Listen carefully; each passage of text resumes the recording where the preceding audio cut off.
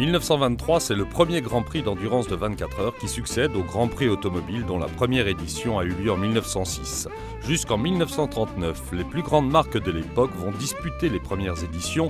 Bentley, avec 4 victoires consécutives, va largement contribuer à l'engouement des Britanniques pour la course du Mans. La Seconde Guerre mondiale interrompra la course pendant 10 ans. La reprise se fera en 1949 avec la victoire d'une marque qui deviendra célèbre.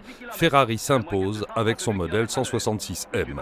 Le duel entre Jaguar et Mercedes pendant les années 50 va animer les passions, un duel qui s'achèvera dramatiquement en 1955 avec l'accident de la Mercedes de Pierre Levègue qui fera 80 morts parmi les spectateurs. Les années 60 sont italiennes, avec une insolente domination des Ferrari qui signe 6 victoires consécutives. Le géant américain Ford, qui ne supporte pas cette mainmise sur l'épreuve, décide de mettre les moyens pour s'imposer.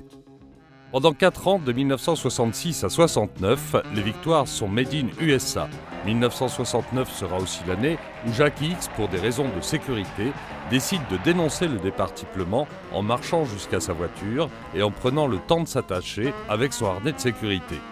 1970, la France redresse la tête avec Matra qui signe 3 victoires d'affilée, 72, 73, 74, des victoires qui feront la légende du pilote Henri Pescarolo.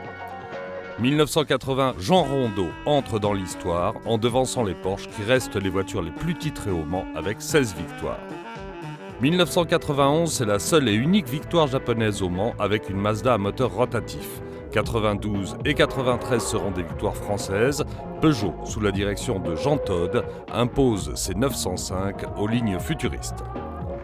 Arrivés en 1999, les Audi vont être les voitures à battre pour les années 2000. 10 victoires en 12 éditions. Seul Peugeot contestera cette suprématie en 2009.